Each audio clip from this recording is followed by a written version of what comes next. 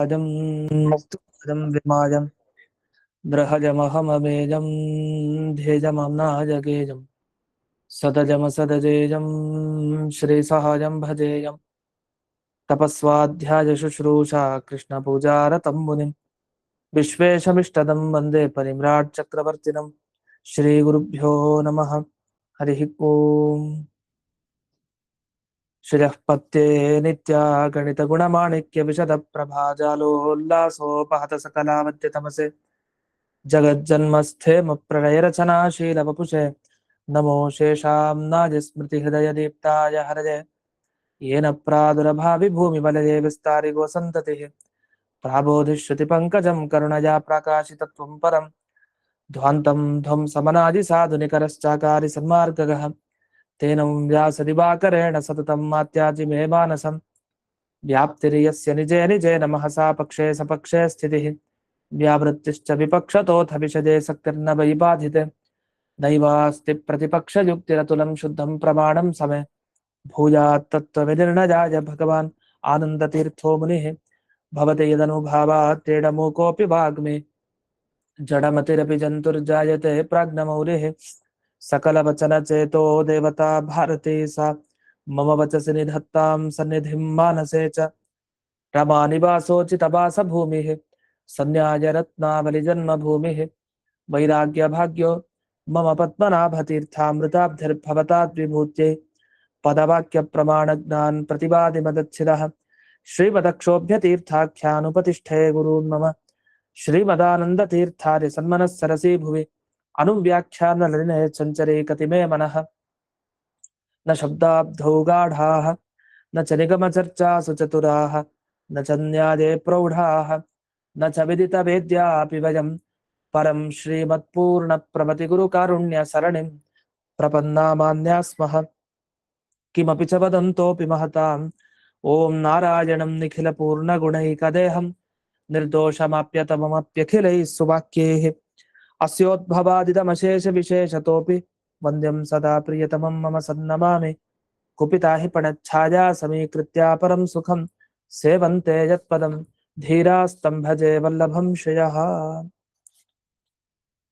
ಈಗ ಒಂದು ಪ್ರಶ್ನೆ ಮಾಡಿದ್ರು ಪುರುಷ ಸೂಕ್ತದಲ್ಲಿ ಪುರುಷ ಏವೇದಂ ಸರ್ವಂ ಅಂತ ಹೇಳಿ ಇಡೀ ಜಗತ್ತು ಪುರುಷ ಅಂತಾನೆ ಹೇಳಿದ್ದಾರೆ.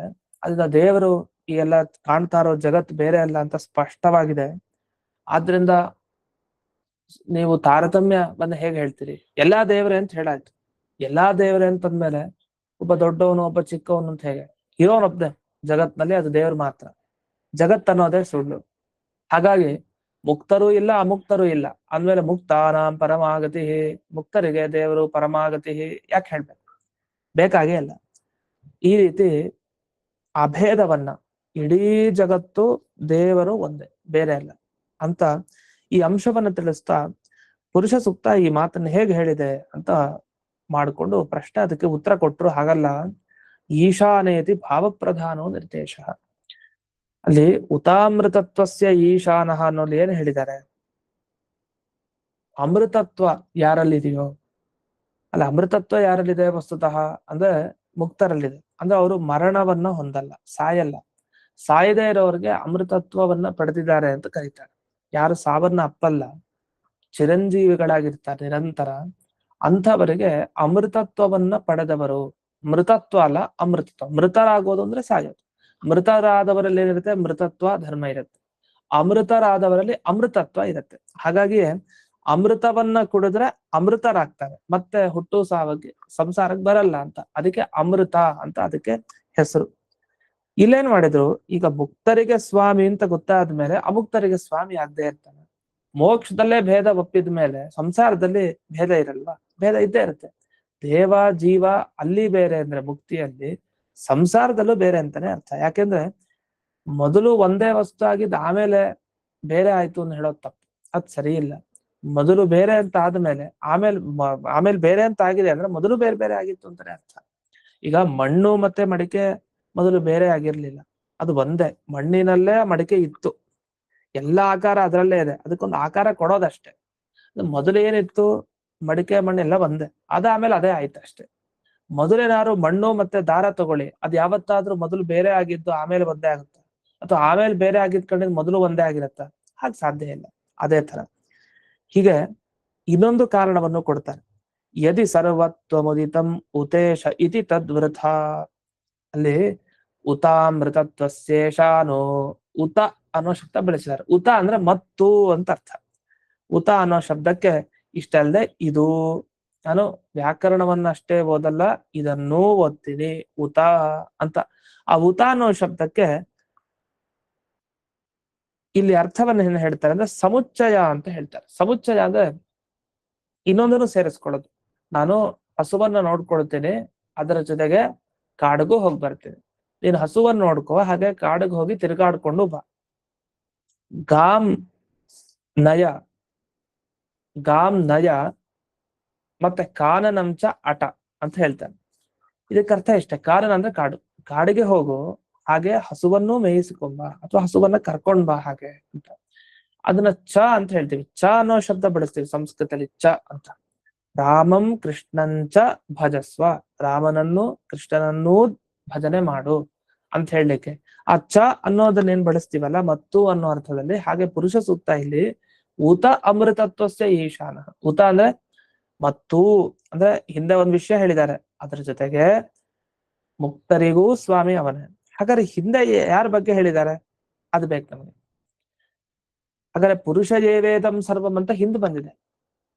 ಹಿಂದೆ ಬಂದಿರೋ ವಿಷಯದ ಜೊತೆಗೆ ಈ ವಿಷಯನ ಇಟ್ಕೊಳ್ಬೇಕು ಅಂತ ಹೇಳ್ತಾ ಇದಾರೆ. ಹಿಂದೆ ಎಲ್ಲಾ ಪುರುಷನೇ ಎಲ್ಲಾ ದೇವ್ರೆ ಅಂತ ಹೇಳಿ, ಮುಂದಿನ ಮಾತಿನಲ್ಲಿ ಎಲ್ಲಾ ಪುರುಷನೇ, ಹಾಗೆ ಎಲ್ಲರಿಗೂ ಅವನೇ ಸ್ವಾಮಿ. ಇದು ಹೇಗ್ ಸಾಧ್ಯ? ಎಲ್ಲರೂ ಅಂತಿದ್ರೆ ತಾನೇ ಅವನಿಗೆ ಇವನು ಒಡೆಯ ಆಗೋದು, ಅವ್ರು ನೋಡ್ಕೊಳ್ಳೋದು. ಈ ಕ್ಲಾಸ್ ನಲ್ಲಿ ಪೆದ್ರು ಅಂತ ಯಾರು ಇಲ್ಲ ಅಂದ್ಮೇಲೆ ಇವನು ಬುದ್ಧಿವಂತ ಹೇಗಾಗೋದು? ಅಲ್ಲ, ಅವ್ನು ಬುದ್ಧಿವಂತ, ಬುದ್ಧಿ ಇರೋದ್ರಿಂದ. ಹೌದು, ಪೆದ್ರೆಲ್ಲ ಇದ್ದಾಗ ಅವನಲ್ಲಿ ಬುದ್ಧಿವಂತಿಕೆ ತೋರುತ್ತಲ್ಲ, ಅದು ಪೆದ್ರಿಲ್ದೆ ತೋರತ್ತ? ಇಲ್ಲ. ಒಂದಿಷ್ಟು ಜನ ಪೆದ್ರಿರ್ಬೇಕು, 10 ಜನ, ಆಗ ಅವನ ಬುದ್ಧಿವಂತಿಕೆ ಚೆನ್ನಾಗ್ ಗೊತ್ತಾಗತ್ತೆ. ಅದೇ ತರಹ ಎಲ್ಲಾ ಅವನೇ ಇರೋನು, ಪಾಠದಲ್ಲಿ ಒಬ್ನೇ, ಅವನೇ ಅಧ್ಯಾಪಕ, ಅವನೇ ವಿದ್ಯಾರ್ಥಿ ಅಷ್ಟೇ, ಇನ್ಯಾರು ಇಲ್ಲ ಅಂದ್ರೆ ಇದು ಹೇಗ್ ಸಾಧ್ಯ? ಅದ್ ಸಾಧ್ಯ ಇಲ್ವೇ ಇಲ್ಲ. ಒಬ್ಬ ವಿದ್ಯಾರ್ಥಿ ಅಂದ್ರೆ ಅವನಿಗೆ ಒಂದ್ ಜೊತೆಗೆ ವಿದ್ಯಾರ್ಥಿಗಳಿರ್ಬೇಕು, ಅವ್ನ ಫ್ರೆಂಡ್ಸು, ಪಾಠ ಮಾಡೋ ಇರ್ಬೇಕು, ಪಾಠಶಾಲೆ ಬೇಕು, ಈ ತರ ಏನೋ ಒಂದ್ ಬೇಕಲ್ಲ. ಏನೂ ಇಲ್ದೇನೆ ಒಬ್ನೇ ಇರ್ತಾನೆ, ಇದು ಹೇಗ್ ಸಾಧ್ಯ? ಇದನ್ನ ಒಪ್ಲಿಕ್ ಬರಲ್ಲ. ಆದ್ರಿಂದ ಏನಾಯ್ತು? ಪೂರ್ವಾರ್ಧೆ ಯದಿ ಪುರುಷಸ್ಯ ಸರ್ವತ್ವ ಮುದಿತಂ ಸ್ಯಾತ್ ತರ್ಹಿ ಉತ್ತರಾರ್ಧೆ ಅಮೃತತ್ವಸ್ಯ ಉತ ಈಶಾನ ಇತಿ ಉತ ಶಬ್ದೋ ವೃಥಾಸ್ಯ. ನಿಮ್ಮ ಪ್ರಕಾರ ಇಡೀ ಜಗತ್ತನ್ನು ನೀವು ದೇವರೇ ಅಂತ ಹೇಳೋದಿದ್ರೆ, ಅಂದ್ರೆ ದೇವರು ಬೇರೆ ಅಲ್ಲ, ಇಡೀ ಜಗತ್ತು ಬೇರೆ ಅಲ್ಲ ಅಂತ ಹೇಳೋದಿದ್ರೆ, ಪುರುಷ ಸೂಕ್ತದಲ್ಲಿ ಉತ ಅನ್ನೋ ಶಬ್ದವನ್ನೇನ್ ಬಳಸಿದ್ದಾರೆ ಅದು ವ್ಯರ್ಥ ಅಂತ ಆಗ್ತದೆ. ಯಾವತ್ತು ವೇದದ ಮಾತುಗಳನ್ನು ವ್ಯರ್ಥ ಅಂತ ಹೇಳ್ಬಾರ್ದು. ಏನಾದ್ರೂ ವೇದದ ಮಾತುಗಳು ನಾವು ತಗೊಳ್ಳೋ ಅರ್ಥವನ್ನ ಅದಕ್ಕೆ ಗ್ರಹಿಸ್ಲಿಕ್ಕೆ ಆಗ್ತಾ ಇಲ್ಲ, ಆ ವೇದ ಮಂತ್ರದಿಂದ ನಮಗೆ ಅದನ್ನ ಹೇಳಲಿಕ್ಕೆ ಬರ್ತಾ ಇಲ್ಲ ಅಂದ್ರೆ ನಾವು ಬೇರೆ ಅರ್ಥ ಹೇಳ್ಬೇಕು ಅದಕ್ಕೆ ಹೊರತು, ನಾವ್ ಹೇಳೋ ಅರ್ಥ ಇಟ್ಕೊಂಡು ವೇದದ ಮಾತು ಸರಿ ಇಲ್ಲ, ಆ ಶಬ್ದನೇ ವ್ಯರ್ಥ, ವೇದದಲ್ಲಿ ಶಬ್ದ ಇರಬಾರ್ದಿತ್ತು ಅಂತ ಹೇಳೋಂಗಿಲ್ಲ. ಯಾಕೆ ವೇದ ಅಪೌರುಷೇಯ, ಅದರಲ್ಲಿ ಯಾವ ದೋಷನೂ ಇರಲ್ಲ. ನಮ್ ಬುದ್ಧಿಗೆ ನಾವು ಯೋಚನೆ ಮಾಡಿ ವೇದ ಮಂತ್ರಗಳಿಗೆ ಅಪಾರ್ಥ ಮಾಡಬಾರ್ದಷ್ಟೇ. ಇಲ್ಲಿ ಅಪಾರ್ಥ ಮಾಡಿದಿರಿ ನೀವು, ನಿಮ್ಮ ಅರ್ಥವನ್ನ ಇಟ್ಕೊಂಡ್ರೆ ಉತ ಅನ್ನೋದು ವ್ಯರ್ಥ ಆಗ್ಬಿಡತ್ತೆ ಆ ಶಬ್ದ. ಯಾಕೆ? ಉತ ಅನ್ನೋದೇನು ಹೇಳ್ತಾ ಇದೆ? ದೇವರಲ್ಲಿ 2 ಗುಣ ಇದೆ. ಒಂದು ಮುಕ್ತರಿಗೆ ಸ್ವಾಮಿ, ಮತ್ತೊಂದು ಎಲ್ಲರಲ್ಲೂ ಎಲ್ಲ ಕಡೆ ಇರ್ತಾನೆ. ಇಷ್ಟು ಬೇಕು. ಅದು ಬಿಟ್ಟು ಇವ್ರೇನ್ ಮಾಡಿದ್ರು? ಸರ್ವವ್ಯಾಪ್ತ ದೇವರು ಅಂತ ಹೇಳ್ಬೇಕಾಗಿದೆ. ಅದನ್ನ ಪುರುಷ ಏವೇದಂ ಸರ್ವಂ ಅಂತ ಹೇಳಿದ್ದಾರೆ. ಪುರುಷನೇ ಇದೆಲ್ಲ ಅಂದ್ರೆ ಎಲ್ಲಾ ಕಡೆ ದೇವರಿದ್ದಾನೆ ಅಂತ ಅರ್ಥ. ವ್ಯಾಪ್ತಿಯನ್ನು ಹೇಳಿದ್ದಾರೆ. ಇವ್ರೇನ್ ಮಾಡುದು? ಅಭೇದವನ್ನು ಹೇಳ್ತಾ ಇದೆ ವಾಕ್ಯ. 2 ವಿಷಯ, ಒಂದ ವ್ಯಾಪ್ತಿ, ಒಂದ ಅಭೇದ. ಎಲ್ಲಾ ಇವನೇ ಅಂದ್ರೆ ಒಂದೇ ಇರೋದ್ ವಸ್ತು ಜಗತ್ತಲ್ಲಿ ಇನ್ಯಾವುದೂ ಇಲ್ಲ ಅಂತ ಅರ್ಥ. ಇಲ್ಲ, ಎಲ್ಲಾ ಇವನೇ ಅಂದ್ರೆ ಎಲ್ಲಾ ಕಡೆ ಇವನು ಇರ್ತಾನೆ ಅಂತ ಅರ್ಥ. 2 ಅರ್ಥ. ಯಾವ ಅರ್ಥ ತಗೊಳ್ಬೇಕು? ನಾವ್ ಹೇಳಿದ ಅರ್ಥನೇ ಸರಿ, ದ್ವೈತವಾದಿಗಳು. ಯಾಕೆ? ಮುಂದಿನ ಮಾತಿನಲ್ಲಿ ಮುಕ್ತರಿಗೆ ಸ್ವಾಮಿ ಅಂತ ಅಂದಿದ್ದಾರೆ. ಮುಕ್ತರಿಗೆ ಸ್ವಾಮಿ ಅಂತ ಯಾಕೆ ಅನ್ಬೇಕು? ಎಲ್ಲ ಅವನೇ ಅಂದ್ಮೇಲೆ ಅರ್ಥನೇ ಇಲ್ಲ ಅದಕ್ಕೆ. ಹಾಗಾಗಿ ಉತ ಅನ್ನೋದು ವ್ಯರ್ಥ ಆಗ್ಬಿಡತ್ತೆ. ಉತ ಅನ್ನೋದು ದೇವರ ಗುಣ ಹೇಳಲಿಕ್ಕೆ ಅದು ಸಾಧ್ಯ ಆಗೋದಿಲ್ಲ. ಅದು ಹೇಗೆ ಅನ್ನೋದನ್ನ ಬಿಡಿಸ್ತಾರೆ. ಉತ ಶಬ್ದೋ ವದೇ ದೇಶ ಹೀಶತ್ವಸ್ಯ ಸಮುಚ್ಚಯಂ. ಉತ ಅನ್ನೋ ಶಬ್ದ ಪುರುಷ ಸೂಕ್ತದಲ್ಲಿ ಬಂದಿದ್ದು ಅದು ಭಗವಂತನಲ್ಲಿ ಇರೋ ಸ್ವಾಮಿತ್ವ, ಅವನ ಒಡೆತನ, ಅವನ ಅಧಿಕಾರ, ಅದನ್ನ ಹೇಳ್ತಾ ಇದೆ. ಬೇರೆ ಅರ್ಥ ಅದಕ್ಕೆ ಮಾಡ್ಲಿಕ್ಕೆ ಬರಲ್ಲ. ಯಾವ್ದಕ್ಕೆ? ಉತ ಅನ್ನೋ ಶಬ್ದಕ್ಕೆ. ಅಲ್ಲ, ನಚ ದ್ವಯೋಹೋ ಈಶತ್ವಯೋಹೋ ಅನುಕ್ತೋ ತತ್ಸಮುಚ್ಚಯೋಕ್ತೆ ಅವಕಾಶೋಸ್ತಿ ತಸ್ಮಾತ್ ಶಬ್ದೋ ವೃಥೈವ ಇದೆ. ಈಗ ಹಿಂದಿನ ಮಾತಿನಲ್ಲೂ ಪುರುಷ ಜೇವೇದಂ ಸರ್ವಂ ಅಂತಂದ್ರೆ ಅವನ ಮಹಿಮೆಯನ್ನ ಹೇಳ್ಬೇಕು, ಅವನು ಎಲ್ಲರಿಗೂ ಸ್ವಾಮಿ ಆಗಿದ್ದಾನೆ ಅಂತ ಹೇಳ್ಬೇಕು. ಆಗ ಉತಾಮೃತತ್ವ ಶೇಷಾನಹ ಅನ್ನೋದು ಸರಿ ಹೋಗುತ್ತೆ. ಮುಕ್ತರಿಗೂ ಇವನ್ ಸ್ವಾಮಿ, ಬರೀ ಅಮುಕ್ತರಿಗೆ ಅಷ್ಟೇ ಅಲ್ಲ, ಪುರುಷ ಜೇವೇದಂ ಸರ್ವಂ ಅನ್ನೋಲ್ಲಿ ಕಾಣಿಸೋ ಜಗತ್ತೇನಿದೆ ಅಮುಕ್ತ ಜಗತ್ತು, ಇಂಥ ಅಮುಕ್ತವಾದ ಜಗತ್ತಿನಲ್ಲೂ ಅವನನ್ನೇ ಕೊಂಡಾಡ್ಬೇಕು, ಅವನ ಅನುಗ್ರಹನೇ ಬೇಕು, ಮೋಕ್ಷಕ್ಕೆ ಹೋದ್ಮೇಲೂ ಅವನ ಅನುಗ್ರಹನೇ ಬೇಕು ಅಂತ ಎರಡು ವಿಷಯವನ್ನ ಪುರುಷ ಸೂಕ್ತ ತಿಳಿಸ್ತಾ ಇದೆ. ಅದು ಚೆನ್ನಾಗಿರುತ್ತೆ. ಅದು ಬಿಟ್ಟು ಎಲ್ಲಾ ಇವನೇ, ಅದೇ ಎಲ್ಲರೂ ಇವನನ್ನ ಭಜಿಸ್ಬೇಕಂತೆ. ಅದ್ ಹೆಂಗೆ? ಇವನೇ ಎಲ್ಲ ಅಂದ್ಮೇಲೆ ಇವನನ್ನ ಭಜಿಸೋರು ಯಾರು ಇರ್ತಾರೆ? ಅವನೇ ಅವನ ಪೂಜೆ ಮಾಡ್ಕೊಬೇಕಷ್ಟೇ. ದೇವ್ರ ಪೂಜೆ ಮಾಡ್ಕೊಬೇಕು. ಜನರು ಯಾರು ದೇವ್ರ ಪೂಜೆ ಮಾಡಲ್ಲ, ಯಾಕೆ ಜನರು ಇಲ್ವೇ ಇಲ್ವಲ್ಲ, ಜನರೆಲ್ಲ ಭ್ರಮೆ ಅವರ ಸಿದ್ಧಾಂತದಲ್ಲಿ. ಹೀಗಾಗ್ಬಿಡುತ್ತೆ. ಇನ್ನೊಂದು ಕಾರಣವನ್ನ ಕೊಡ್ತಾರೆ. ಅದು ಪುರುಷ ಸೂಕ್ತಕ್ಕೆ ಒಂದು ವ್ಯಾಖ್ಯಾನ ಮಾಡಿದೆ ಬ್ರಾಹ್ಮಣ ಗ್ರಂಥ. ನಮ್ಗೆ ಅನೇಕ ಬ್ರಾಹ್ಮಣ ಗ್ರಂಥಗಳಿದೆ. ವೇದ ಅಂದ್ರೆ ಮಂತ್ರ ಬ್ರಾಹ್ಮಣಯೋರ್ನ ವೇದನಾಮಧೇಯಂ ಅಂತ. ವೇದ ಅಂತಂದ್ರೆ ಎರಡು ಭಾಗ, ಮಂತ್ರ ಭಾಗ, ಬ್ರಾಹ್ಮಣ ಭಾಗ ಅಂತ ಇರುತ್ತೆ. ಹಾಗೆ ಆರಣ್ಯಕ ಉಪನಿಷತ್ತು ಅದು ಇದೆ, 4 ಭಾಗ. ಅದರಲ್ಲಿ ಪ್ರಧಾನವಾಗಿ ಮಂತ್ರ ಬ್ರಾಹ್ಮಣಯೋಹೋ ಅಂತ. ಮಂತ್ರಗಳು ಅಂದ್ರೆ ನಾವು ಏನು ದಿವಸ ಪುರುಷ ಸೂಕ್ತ, ಹಾಗೆ ಶ್ರೀ ಸೂಕ್ತ, ಈ ಎಲ್ಲ ವೇದ ಮಂತ್ರಗಳಿದೆಯಲ್ಲ ಸ್ವರ ಸಮೇತವಾಗಿ ಅದು. ಬ್ರಾಹ್ಮಣ ಗ್ರಂಥಗಳಲ್ಲೂ ಸ್ವರ ಇರುತ್ತೆ. ಅದ್ ಹೇಗಂದ್ರೆ ಶತಪಥ ಬ್ರಾಹ್ಮಣ, ಗೋಪಥ ಬ್ರಾಹ್ಮಣ ಅಂತೆಲ್ಲ ಕೆಲವು ಗ್ರಂಥಗಳು ಅಪೌರುಷೇಯ ಗ್ರಂಥಗಳದು. ಅದು ವೇದದ ವಿಭಾಗ ಅಷ್ಟೆ. ಅಂತ ಬ್ರಾಹ್ಮಣ ಗ್ರಂಥಗಳಲ್ಲಿ ಏನ್ ಮಾಡ್ತಾರೆ, ಈ ಮಂತ್ರಗಳ ಭಾಗ ಇರುತ್ತಲ್ಲ, ಮಂತ್ರಗಳ ಅರ್ಥ ಏನು ಅಂತ ಬ್ರಾಹ್ಮಣದಲ್ಲೆಲ್ಲ ತಿಳಿಸಿರ್ತಾರೆ. ಅದೇ ಅದಕ್ಕೆ ವ್ಯಾಖ್ಯಾನ ಮಾಡಿದೆ. ನಾವು ಮೊದಲು ಒಂದು ಗ್ರಂಥ ಬರೆಯೋದು, ಆ ಗ್ರಂಥಕ್ಕೆ ನಾವೇ ಟಿಪ್ಪಣಿ ಬರೆಯೋದು. ಹೇಗೆ ಇದು ಚೆನ್ನಾಗಿರುತ್ತೆ ಹಾಗೆ ನಾವೇ ಬರೆದ ಗ್ರಂಥಕ್ಕೆ ನಾವೇ ಟಿಪ್ಪಣಿ ಬರೆಯೋದು.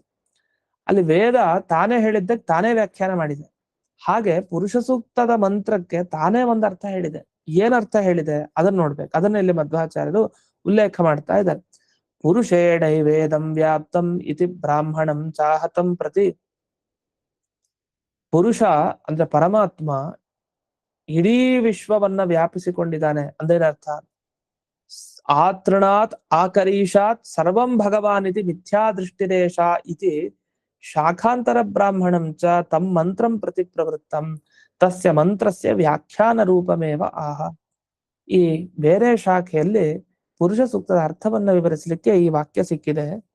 ಒಂದು ಹುಲ್ಲಿನಿಂದ ಆರಂಭಿಸಿ ಆಕರೀಶಾತ್ ಅಂದ್ರೆ ಕರೀಶ ಅನ್ನೋ ಶಬ್ದಕ್ಕೆ ಗೋಮಯ ಅಂತ ಅರ್ಥವನ್ನ ಮಾಡೋಣ. ಕರೀಶ ಅಂದ್ರೆ ಗೋಮಯ, ಈ ಸಗಣಿ ಏನಿದೆ ಅದು ಯಾವುದೇ ಪ್ರಾಣಿದು ಆಗ್ಬಹುದು, ಅದೇನಿಲ್ಲ. ಅದೇ ಕರೀಶ ಅನ್ನೋ ಶಬ್ದವನ್ನ ಸಾಮಾನ್ಯವಾಗಿ ಆ ಅರ್ಥವನ್ನು ತಗೊಂಡಾಗ ಚೆನ್ನಾಗಿರುತ್ತೆ ಅಂತ ಅಷ್ಟೆ. ಇನ್ನು ಒಂದು ತೃಣದಿಂದ, ಹುಲ್ಲಿನಿಂದ ಆರಂಭಿಸಿ ಒಂದು ಕರೀಶದಿಂದ ಆರಂಭಿಸಿಕೊಂಡು ಭಗವಂತ ಪ್ರತಿಯೊಂದು ವಸ್ತುವಿನಲ್ಲಿ ಇದ್ದಾನೆ ಹೊರತು ಅವನೇ ಅಲ್ಲ. ಒಂದು ಹುಲ್ಲು ಅವನೇ, ಒಂದು ಸಗಣಿ ಅದವನೇ, ಒಂದು ಹುಲ್ಕಡ್ಡಿ ಅದವನೇ. ದೇವರೇ ಆ ರೂಪ ಧರಿಸ್ಕೊಂಡ್ ಬಂದಿದ್ದಾನೆ ಅಂತ. ಇದು ಹೆಂಗ್ ಸಾಧ್ಯ? ದೇವರೇ ಮೊಬೈಲು, ದೇವರೇ ಪೇಂಟು, ದೇವರೇ ಇದು, ಎಷ್ಟು ಹೇಳೋಣ?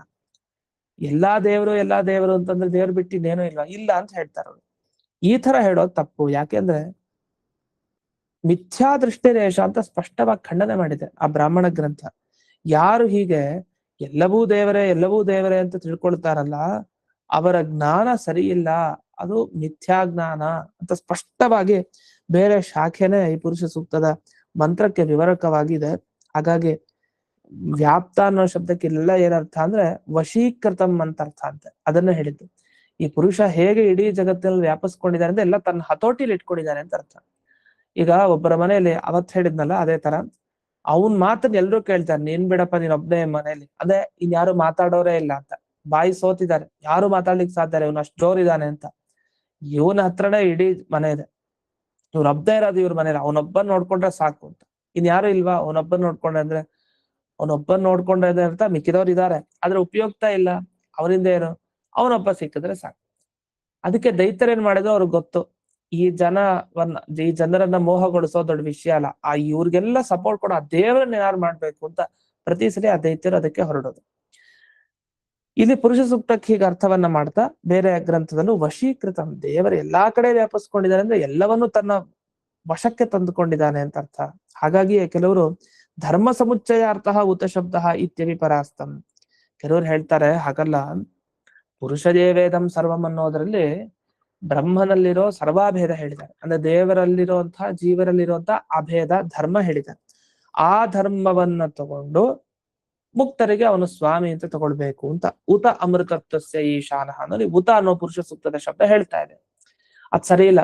ಹಿಂದಿನ ವಾಕ್ಯ ಮುಂದಿನ ವಾಕ್ಯ ಸ್ವಲ್ಪ ವ್ಯತ್ಯಾಸ ಬೇಡವಾ? ಹೇಗಾಯ್ತು ಅಂದ್ರೆ, ಇದು ಹಿಂದಿನ ವಾಕ್ಯ ವಿಶ್ವಮಿಥ್ಯ ಅಂತ ಹೇಳೋನು ಪ್ರವಚನ ಮಾಡೋನು ವಿಶ್ವಮಿಥ್ಯ ಅಂತ ಹೇಳಿದ, ಆ ವಿಶ್ವ ಸತ್ಯಂ ಅಂತ ಹೇಳ್ದ ಮುಂದಿನ ವಾಕ್ಯದಲ್ಲಿ. ಇದು ಎಷ್ಟು ವಿರುದ್ಧನೋ ಅಷ್ಟು ವಿರುದ್ಧ ಆಗ್ಬಿಡುತ್ತೆ ಆ ಮಾತು. ಅಲ್ಲ, ಈಗ ತಾನೇ ಜಗತ್ತನ್ನು ಸುಳ್ಳು ಅಂತ ಹೇಳಿದ್ರೆ, ಈಗ ತಾನೇ ಜಗತ್ತನ್ನು ಸತ್ಯ ಅಂತ ಹೇಳ್ತಿದೆ. ಎರಡೂ ಸತ್ಯ ಹೌದಾ ಅಲ್ವಾ? ನೀವು ಹೇಳಿದ್ದು ಎರಡೂ ಸತ್ಯ. ಹಾಗಾದ್ರೆ ಸಿಗಾಕೊಂಡ ಒಂದ್ ಪೆದ್ದ ಉನ್ಮತ್ತ ಹುಚ್ಚ ಅಂತ ಅರ್ಥ. ಒಂದು ಸತ್ಯ ಅಂತ ಹೇಳಿ ಒಂದು ಸುಳ್ಳು ಹೇಳ್ಬೇಕು. ಇಲ್ಲ ಇಡೀ ಜಗತ್ ಸುಳ್ಳು ಹೌದು, ಸತ್ಯ ಇಡೀ ಜಗತ್ ಸತ್ಯ ಹೌದು ಅಂತಂದ್ರೆ ಹಾಗ್ ಪುರುಷ ಸೂಕ್ತ. ದೇವ್ರೇ ಎಲ್ಲಾನ? ಹೌದೌದು, ಎಲ್ಲ ದೇವ್ರೆ. ಅಲ್ಲ, ಎಲ್ರು ದೇವ್ರನ್ನ ಭಜಿಸ್ತಾರ? ಎಲ್ರಿಗೂ ಎಲ್ರಿಗಿಂತ ದೇವ್ರ ದೊಡ್ಡವನ? ಹೌದು ಅಂತ. ಅದನ್ನು ಇದು ಹೇಗಾಯ್ತು? ಇವನ್ ಪಕ್ಷನ ಒಪ್ಪೋದು, ಅವ್ನ ಪಕ್ಷನ ಒಪ್ಪೋದು. ಅವ್ರಿಗೆ ಈ ಪಕ್ಷ ಇಬ್ರದ್ದು ಒಪ್ಲಿಕ್ಕೆ ಆಗಲ್ಲ. ಅವ್ರ ವಿರುದ್ಧ ಇವ್ರದ್ದು ವಿರುದ್ಧ. ಒಂದ ಇವ್ರ ಕಡೆ ಇರ್ಬೇಕು, ಒಂದ ಇವ್ರ ಕಡೆ ಇರ್ಬೇಕು. ಇಬ್ರು ಕಡೆ ಇರ್ಲಿಕ್ಕೆ ಸಾಧ್ಯ ಇಲ್ಲ, ಒಂದ್ ಪಕ್ಷ ಒಪ್ಬೇಕು. ಹಾಗೆ ಇಲ್ಲಿ ಆ ಉತ ಅನ್ನೋ ಶಬ್ದ ಹಿಂದೆ ಎಲ್ಲಾ ಪದಾರ್ಥ ದೇವರು ಒಂದೇ ಅಂತ ಹೇಳುತ್ತಂತೆ, ಸರ್ವಾಭೇದ. ಮುಂದಿನ ವಾಕ್ಯ ನೋಡಿದ್ರೆ ಇಲ್ಲ, ಭೇದವನ್ನ ಹೇಳ್ತಾ ಇಲ್ಲ, ಇದು ಅಭೇದವನ್ನ ಹೇಳ್ತಾ ಇಲ್ಲ, ಭೇದವನ್ನೇ ಹೇಳ್ತಾ ಇದೆ. ಎಲ್ಲ ಮುಕ್ತರಿಗೂ ದೇವರಿಗೂ ಭೇದನೇ ಇದೆ ಅಂತ ಹೇಳ್ತಾ ಇದೆ ಅಂತ. ತಪ್ಪು. ಅಷ್ಟೇ ಅಲ್ಲ, ಇನ್ನೊಂದು ಮಾತು ಇದೆ ಪುರುಷ ಸೂಕ್ತದಲ್ಲಿ, ಅದನ್ನ ಮುಂದೆ ಹೇಳ್ತಾ ಇದ್ದಾರೆ. ಏತಾವಾನಸ್ಯ ಮಹಿಮೇತಿ ಮಹಿಮ್ನೋ ವಚೋಹಿತತ್ ಅನ್ನೋ ವ್ಯಾಖ್ಯಾನ ಮಾತು. ಏತಾವಾನಸ್ಯ ಮಹಿಮಾ, ಇಷ್ಟೆಲ್ಲ ಭಗವಂತನ ಮಹಿಮೆ ಇದೆ ಅಂತ ಈ ಕೊನೆಗ್ ಬಂತಲ್ಲ ಪುರುಷ ಸೂಕ್ತದ ಮಾತು. ಈ ಮಾತು ನಮ್ಗೇನ್ ತಿಳಿಸ್ತಾ ಇದೆ ಅಂದ್ರೆ, ಪುರುಷ ಏವೇದಂ ಸರ್ವಂ ಅಂದ್ರೆ ಎಲ್ಲಾ ದೇವರೇ ಈ ಜಗತ್ತು ಅಂತ ಅರ್ಥ ಅಲ್ಲ. ಎಲ್ಲ ಕಡೆ ದೇವರಿದ್ದಾನೆ, ದೇವರನ್ನು ತನ್ನ ವಶದಲ್ಲಿ ಎಲ್ಲವನ್ನು ಇಟ್ಕೊಂಡಿದ್ದಾನೆ ಅಂತ ಅರ್ಥ. ಅದ್ ಯಾಕೆ ಇಷ್ಟೊಂದು ಇದಕ್ಕೆ ವ್ಯಾಖ್ಯಾನ ಮಾಡ್ತಾ ಇದಾರೆ ಅಂದ್ರೆ, ಈ ಇದು ಬ್ರಹ್ಮ ಸತ್ಯಂ ಜಗನ್ಮಿಥ್ಯ ಅಂತ ಯಾರು ಹೇಳ್ತಾರಲ್ಲ, ಇವ್ರಿಗೆ ಇದೊಂದು ವಾಕ್ಯ ಪ್ರಬಲವಾಗಿ ಅನಿಸ್ಬಿಟ್ಟಿದೆ. ಯಾವುದು? ಪುರುಷೇಣೈವೇದಂ ಸರ್ವಂ, ಪುರುಷ ಏವೇದಂ ಸರ್ವಂ, ಇದೆಲ್ಲ ದೇವರೇ ಅಂತ ಇರೋ ವಾಕ್ಯ ಅದು ಮೇಲ್ನೋಟಕ್ಕೆ ನೋಡಿದಾಗ. ಹಾಗಾಗಿ ಎಲ್ಲೂ ಭೇದವನ್ನು ಹೇಳ್ತಾ ಇಲ್ಲ, ಎಲ್ಲ ಒಂದೇ ಅಂತ ಹೇಳ್ತಾ ಇದೆಯಲ್ಲ ಅಂತ ಅವ್ರು ಆ ವಾಕ್ಯವನ್ನು ಹಿಡ್ಕೊಂಡು ಜಗ್ಗಾಡ್ತಾ ಇದ್ದಾರೆ. ಅಂದ್ರೆ ಆ ವಾಕ್ಯ ಬಿಟ್ಟು ಹೋಗ್ತಾ ಇಲ್ಲ. ಯಾಕಂದ್ರೆ ಆ ವಾಕ್ಯ ಬಿಟ್ರೆ ಅವರು ಇನ್ಯಾವ ವಾಕ್ಯದಲ್ಲೂ ನಮ್ಮ ಮುಂದೆ ಮಾತಾಡ್ಲಿಕ್ಕೆ ಆಗಲ್ಲ. ಆ ಒಂದು ವಾಕ್ಯವನ್ನ ಏನಾದ್ರೂ ಮಾಡಿ ದೇವರೇ ಎಲ್ಲಾ ಜಗತ್ತು ಅಂತ ಸ್ಪಷ್ಟವಾಗಿ ಮಾತು ಹೇಳಿದೆ, ಹಾಗಾಗಿ ನೀವು ಒಪ್ಪಬೇಕು ಅಂತಂದ್ರೆ ನಾವು ಅದನ್ನ ಒಪ್ಕೊಳ್ಬೇಕಾಗಿ ಬರುತ್ತಲ್ಲ. ಆದ್ರೆ ಪುರುಷ ಸೂಕ್ತದಿಂದ ಯಾವ ಮಂತ್ರಕ್ಕೂ ಅದನ್ನ ತಗೊಳ್ಲಿಕ್ಕೆ ಹೋಗ್ತಾ ಇಲ್ಲ ಈಗ. ಯಾಕಂದ್ರೆ ಎಲ್ಲಾ ಮಂತ್ರಕ್ಕೆ ವ್ಯಾಖ್ಯಾನ ಮಾಡ್ಬಿಡಿದೀವಿ, ಎಲ್ಲಾ ಭೇದನೇ ಹೇಳೋದು ಪುರುಷ ಸೂಕ್ತ. ಇದು ಒಂದು ಮಾತು ಪುರುಷ ಸೂಕ್ತದಲ್ಲಿ, ಪುರುಷ ಏವೇದಂ ಸರ್ವಂ, ಅದೊಂದು ಮಾತ್ರ ಹೇಗ್ ಕೂಡ್ಸೋದು ಅಂತ ಅದನ್ನ ಕೂಡ್ಸ ಆಗೋಗಿದೆ. ಆದ್ರೂ ಅವ್ನು ಬಿಡ್ತಾ ಇಲ್ಲ. ಯಾಕಂದ್ರೆ ಆ ಮಾತು ಅವನ ಕೈಯಿಂದ ಜಾರ್ತು ಅಂದ್ರೆ ಅವ್ನ ವಾದದಲ್ಲಿ ಸೋತ ಅಂತ ಅರ್ಥ, ಅವ್ನ್ ಗೆಲ್ಲಿಕ್ಕಾಗಲ್ಲ. ಅದಕ್ಕೆ ಏನೋ ಒಂದು ಮತ್ತೆ ಅದೇ ವಾಕ್ಯವನ್ನ ತಗೊಂಡು ಪ್ರಶ್ನಿಸ್ಕೊಂಡು ಬರ್ತಾ ಇದ್ದಾರೆ. ಅದನ್ನ ಕೊನೆಗೆ ಉತ್ತರ ಕೊಟ್ಬಿಟ್ರೆ, ಇಲ್ಲ ಏತಾವಾನಸ್ಯ ಮಹಿಮಾ, ಇದೆಲ್ಲ ಭಗವಂತನ ಮಹಿಮೆ ಅಂತ ಹೇಳಿದ್ರು. ನಿಮ್ಮ ಪ್ರಕಾರ ಕೊನೆಗೆ ಹೇಳಿದ ಮಾತು ತಪ್ಪಾಗತ್ತೆ ಪುರುಷ ಸೂಕ್ತದಲ್ಲಿ. ಅಲ್ಲ, ಎಲ್ಲಾ ದೇವರಾಗೋದೊಂದು ಮಹಿಮೆನಾ? ಎಲ್ಲರೂ ದೇವರನ್ನ ಭಜಿಸ್ತಾರೆ, ಪೂಜೆ ಮಾಡ್ತಾರೆ ಅನ್ನೋದು ದೊಡ್ಡ ವಿಷಯ. ಈಗ ದೇವರಿಗೆ ಯಾವ್ದು ದೊಡ್ಡ ವಿಷಯ? ಎಲ್ಲಾ ಜೀವರು ದೇವರೇ ಆಗ್ಬಿಡೋದು ದೇವರ ದೊಡ್ಡಸ್ತಿಗೆ ಕಾರಣನೋ, ದೊಡ್ಡಸ್ತಿತ್ವಕ್ಕೆ? ಅಥವಾ ಎಲ್ಲರೂ ದೇವರನ್ನ ಪ್ರತಿನಿತ್ಯ ಮನೆಗಳಲ್ಲಿ ಪೂಜೆ ಮಾಡ್ತಾರೆ, ಅದರಿಂದ ದೇವ್ರು ದೊಡ್ಡವನು ಅಂತ ಆಗ್ತಾನೆ? ಹೇಗೆ? ಇದಂತೂ ತಪ್ಪು. ಮನೆಗಳಲ್ಲಿ ಪ್ರತಿಯೊಬ್ರು ದೇವರ ಪೂಜೆ, ದೇವರ ಆರಾಧನೆ, ಯಾವುದೋ ಒಂದು ಪ್ರಕಾರದ ದೇವರ ಸ್ಮರಣೆ ಮಾಡ್ತಾ ಇದ್ದಾರೆ. ನೋಡಿ, ಎಷ್ಟು ಜನ ಅನಂತ ಜೀವರಾಶಿ ಈಗ್ಲೂ ದೇವರ ಸ್ಮರಣೆಯನ್ನು ಮಾಡ್ತಾ ಇದ್ದಾರೆ ಯಾವುದೋ ಕಾಲದಲ್ಲಿ. ನೋಡಿ ಎಷ್ಟು ಅದ್ಭುತ. ದೇವರ ಮಹಿಮೆ ಅಪಾರ, ದೇವರ ಎಂಥ ದೊಡ್ಡವನು ಅಂತ ಆಗ ಹೊಗಳ್ಬೋದು. ಅದ್ ಬಿಟ್ಟು ನೀವು ಎಲ್ರೂ ದೇವರೇ, ನೀವು ಎಲ್ರೂ ದೇವರೇ ಅಂತ ಅನ್ಕೊಳ್ತಾ ಇದ್ರೆ ನಾವ್ಯಾಕೆ ದೇವ್ರನ್ನ ಪೂಜೆ ಮಾಡ್ಬೇಕಂದ ಹಾಗೆ ಅಂತ ಅನ್ಸ್ಲಿಕ್ಕೆ ಶುರು ಆಗತ್ತೆ. ಯಾಕೆ ನಾನೇ ದೇವ್ರ ತಾನೆ. ಹಾಗಾದ್ರೆ ಸರ್ವಾಧಿಪತ್ಯ, ಎಲ್ಲರಿಗಿಂತಲೂ ಅವನು ಉತ್ತಮ, ಸರ್ವೋತ್ತಮತ್ವ ಯಾವಾಗ ಸಿದ್ಧ ಆಗತ್ತೆ ಅಂದ್ರೆ, ಯಾವಾಗ ಜೀವರೆಲ್ಲ ಬೇರೆ ದೇವರು ಬೇರೆ ಅಂತ ಆಗ್ತಾನೋ ಆಗ ಮಾತ್ರ. ಭೇದ ಇದ್ರೆ ಮಾತ್ರ ಪುರುಷನ ಮಹಿಮೆ ಅಂತ ಕರೀತಾರೆ. ಅಭೇದ ಇದ್ರೆ ಎಲ್ರೂ ಒಂದೇ ಆದ್ರೆ ಅದು ಎಂಥ ಮಹಿಮೆ ದೇವರದು? ಅದ್ ಮಹಿಮೆನೇ ಆಗಲ್ಲ. ಹಾಗಾಗಿ ಯೋಚನೆ ಮಾಡಿ, ಪುರುಷ ಸೂಕ್ತ ಕೊನೆಗೆ ಹೇಳಿದ್ದು ಇಷ್ಟೊಂದ್ ಮಹಿಮೆ ಇದೆಯಲ್ಲಪ್ಪ ದೇವರಲ್ಲಿ ಅಂತ ನೀವ್ ನೋಡಿದ್ರೆ ಅದ್ ಮಹಿಮೆನೇ ಅಲ್ಲ ಅನ್ನೋ ತರ ಝೀರೋ ಅಂತ ಮಾಡ್ಬಿಡ್ತೀವಿ. ಯಾಕೆ? ಭಗವಂತನ ಮಹಿಮೆನೇ ಇಲ್ಲ. ಏನ್ ಮಹಿಮೆ? ಯಾರೊಬ್ರು ಪೂಜೆ ಮಾಡೋರು ಇದಾರ ದೇವ್ರಿಗೆ? ಇಲ್ಲ. ಯಾಕಿಲ್ಲ? ದೇವ್ರ ಬಿಟ್ಟು ಇನ್ನೇನು ಇಲ್ವೇ ಇಲ್ಲ ಜಗತ್ನಲ್ಲಿ. ಜಗತ್ತು ಅಂದ್ರೆ ಅದು ಭ್ರಮೆ ಅಷ್ಟೇ, ಕಾಣ್ತಾ ಇರೋದು ಭ್ರಮೆಯಲ್ಲಿ. ಈ ತರ ವ್ಯಾಖ್ಯಾನ ಮಾಡೋದು ತಪ್ಪು. ಅದನ್ನೇ ಮುಂದೆ ಹೇಳ್ತಾರೆ, ಅಸ್ಯ ಪುರುಷಸ್ಯ ಏತಾವಾನ್ ಮಹಿಮಾ ಅಂದ್ರೆ ಹಿಂದಿನ ಮಾತುಗಳಲ್ಲಿ ಏನೇನು ಹೇಳಿದ್ದಾರೆ ಅದೆಲ್ಲ ಆ ಪುರುಷನ ಮಹಿಮೆಯನ್ನ ಹೇಳ್ತಾ ಇದೆ. ಆದ್ರಿಂದ ಪುರುಷ ಸೂಕ್ತ ದೇವರ ಮಹಿಮೆಯನ್ನ ಹೇಳ್ಬೇಕು, ಆ ತರ ನೀವ್ ಅರ್ಥ ಮಾಡಿ. ಅದು ಬಿಟ್ಟು ನಜ ಸರ್ವಾತ್ಮತ್ವ ಮಹಿಮ, ಎಲ್ಲ ಅವನೇ ಅಂದ್ರೆ ಇದೊಂದು ಮಹಿಮೆನ, ಇದೊಂದು ದೊಡ್ಡ ದೇವರಿಗೆ ಹೊಗಳ್ತಾ ಇದ್ರ ತೆಗಳ್ತಾ ಇದ್ದೀರ. ಒಬ್ಬ ಕಳ್ಳ ಬಂದ, ಒಬ್ಬ ಕಾಮಿ ಪುರುಷ, ಇನ್ನೊಬ್ಬ ಕೊಲೆಗಾರ ಬಂದ, ಏನೇನು ಜಗತ್ನಲ್ಲಿ ಎಂತೆಂತ ಅಪರಾಧ ಮಾಡಿದವರು ಇದಾರೋ, ಮಾಂಸ ತಿನ್ನೋನು, ಮಾಂಸ ಭಕ್ಷಕ ಬಂದ, ಅವ್ನು ಯಾವ ಪ್ರಾಣಿನೂ ಬಿಡಲ್ಲ, ಎಲ್ಲಾ ಪ್ರಾಣಿಗಳು ತಿಂತಾನ ಅಂತ ಒಬ್ಬ ಮಾಂಸ ಭಕ್ಷಕ. ಹೀಗೆ ಎಷ್ಟೆಷ್ಟು ಜನ ಬಂದ್ರು. ಇವರೆಲ್ಲ ಯಾರು? ಇವರೆಲ್ಲ ದೇವರೇ. ಒಬ್ಬ ಎಲ್ಲರನ್ನು ಹಿಂಸೆ ಮಾಡುವಂತ ಭಯೋತ್ಪಾದಕ ಬಂದ. ಆ ಭಯೋತ್ಪಾದಕ ಅಂದ್ರೆ ಭಯ ಹುಟ್ಟಾಕೋನು ಅಂತ ಅರ್ಥ. ಈಗ ಟೆರರಿಸ್ಟ್ ಅಂತ ಆಗ್ಬಿಡಿದೆ. ಭಯೋತ್ಪಾದಕ, ಈ ಭಯೋತ್ಪಾದನೆ ಮಾಡುವಂತ ವ್ಯಕ್ತಿ ಬಂದ, ಇವನು ಯಾರು? ಇವನು ದೇವ್ರೆ. ಯಾಕೆ ಇಡೀ ಜಗತ್ತೇ ದೇವ್ರು ಅಂದ್ಮೇಲೆ ಇವರೆಲ್ಲರೂ ದೇವ್ರೆ ಅಂತ ಅರ್ಥ. ಈಗ ಯಾಕೆ ಸದ್ಯಕ್ಕೆ ದೇಹ ಎಲ್ಲ ಹೋಗಿಲ್ಲ, ದೇಹ ಹೋದ್ಮೇಲೆ ಇವರೆಲ್ಲ ದೇವರಾಗ್ಬಿಡ್ತಾರೆ, ದೇವ್ರು ಇವರು ಒಂದೇ ಆಗ್ಬಿಡ್ತಾರೆ. ಇದು ಮಹಿಮೆಯನ್ನ ಹೇಳ್ತಾ ಇದೆಯೋ ಅಥವಾ ನೀವು ತೆಗಳ್ತಾ ಇದ್ರೋ ದೇವರನ್ನ ವಿಚಾರ ಮಾಡಿ. ಪುರುಷ ಸೂಕ್ತ ಏತಾವನಸ್ಯ ಮಹಿಮಾ, ಇಷ್ಟೊಂದು ಮಹಿಮೆ ಅಂತ ಹೇಳಿದೆ. ಕೊನೆಗೆ ನೀವ್ ಹೇಳ್ತೀರಿ ಈ ಎಲ್ಲ ಕಾಣ್ತಾರಲ್ಲ ಅವನೇ ಅಂತ, ಮತ್ತ ಅವನೇ ಕಳ್ಳ, ಅವನೇ ಕಾಮಿ ಪುರುಷ, ಅವನೇ ಟೆರರಿಸ್ಟ್, ದೇವರನ್ನೇ ಅನ್ನದ, ಭಯೋತ್ಪಾದಕ ದೇವರೇ ಅಂತ. ಹೀಗೆ ಭಗವಂತನ ಬಗ್ಗೆ ನೀವು ಮಹಿಮೆಯನ್ನ ಪುರುಷ ಸೂಕ್ತದಲ್ಲಿ ಹೇಳಲಿಕ್ಕೆ ಹೊರಟ್ರೋ ಅಥವಾ ಅವನ ಅವಗುಣಗಳನ್ನು ಹೇಳಲಿಕ್ಕೆ ಹೊರಟ್ರೋ ವಿಚಾರ ಮಾಡಿ. ಅದರಿಂದ ಈ ತರ ವ್ಯಾಖ್ಯಾನ ಮಾಡ್ಬೇಡಿ. ಅವನ ಅಪಕರ್ಷ ಹೇತುತ್ವ, ಇದನ್ನ ಕೆಳಗಿಳಿಸ್ತಾ ಇದ್ದೀರಿ ಈ ಕಾರಣ ಕೊಟ್ಟು. ದೇವರೇ ಎಲ್ಲ ಅಂದ್ರೆ ಅವ್ನ ಕೆಳಗಿಳಿಸ್ದಾಗೆ ಅದಕ್ಕೆ ಏನ್ ಮಾಡಿ, ಕಿಂತು ಸರ್ವ ಆಧಿಪತ್ಯಮೇವ, ಎಲ್ರಿಗಿಂತಲೂ ಅವನು ಉತ್ತಮ, ಎಲ್ರೂ ಅವನನ್ನ ಮಾತು ಕೇಳಿ ಕೆಲಸಗಳನ್ನು ಮಾಡ್ಬೇಕು ಅಂದ್ರೆ ಅದು ಮಹಿಮೆಯ ಮಾತು. ನಚ ತದ ಅತಿರಿಕ್ತ ಮಹಿಮ್ನೋ ವಚನಂ. ಅದಕ್ಕೆ ಹೇಳ್ತಾರೆ, ಈಗ ಯಥಾವಾನಸ್ಯ ಮಹಿಮಾ ಅಂತ ಹೇಳಿದಾರಲ್ಲ, ಅದು ಇಷ್ಟೊಂದ್ ಮಹಿಮೆ ಅನ್ನೋದು ಆ ಒಂದು ವಾಕ್ಯ ಬಿಟ್ಬಿಡಿ, ಅದು ಮಹಿಮೆ ಅಲ್ಲ. ಅದನ್ನೊಂದು ಬಿಟ್ಬಿಟ್ಟು ಮಿಕ್ಕಿದೆಲ್ಲ ಮಹಿಮೆ ತಗೊಂಡಿದ್ರೆ ಹಾಗೆಲ್ಲ ತಗೊಳ್ಲಿಕ್ ಬರಲ್ಲ. ಈಗ ಏತಾವಾನ್ ಅಂದ್ರೆ ಇಷ್ಟು ಅಂದ್ರೆ ಹಿಂದೆ ಏನೇನ್ ಹೇಳಿದ್ರು ಅಷ್ಟನ್ನು ತಗೊಳ್ಬೇಕು ಮಹಿಮೆ ಅಂತ. ಅದು ಬಿಟ್ಟು ಇದೊಂದು ವಾಕ್ಯವನ್ನ ಅಡ್ಜಸ್ಟ್ ಮಾಡ್ಕೊಂಬೇಡಿ, ಮಿಕ್ಕಿದೆಲ್ಲ ಅರ್ಥ ತಗೊಂಡಿದ್ರೆ ಅದ್ ಹಾಗೆ ಸಾಧ್ಯ ಇಲ್ಲ. ವೇದ ಮಂತ್ರಗಳಲ್ಲಿ ಸ್ಪಷ್ಟವಾಗಿ ಒಂದು ವಾಕ್ಯದಿಂದ ಅರ್ಥ ತಗೊಳ್ಬೇಕು ಅಂದ್ರೆ ಹಿಂದೆ ಏನೇನ್ ಬಂತು ಅದೆಲ್ಲ ತಗೊಳ್ಬೇಕು. ಹಿಂದೆ ಬಂದಿದ್ದು ದೇವರೇ ಇಡೀ ಜಗತ್ತು, ಅದೊಂದು ಮಹಿಮೆನ ಅಲ್ಲ. ಹಾಗಾಗಿ ಅದನ್ನು ಒಪ್ಲಿಕ್ ಬರಲ್ಲ ಅಂತ ಖಂಡನೆಯನ್ನ ಮಾಡಿದ್ದಾರೆ. ಇನ್ನೊಂದು ಕಾರಣವನ್ನ ಕೊಡ್ತಾರೆ.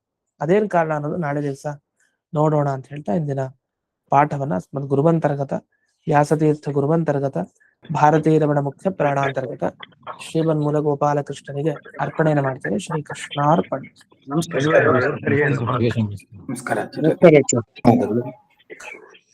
ನಮಸ್ಕಾರ ಆಚಾರ್ಯ.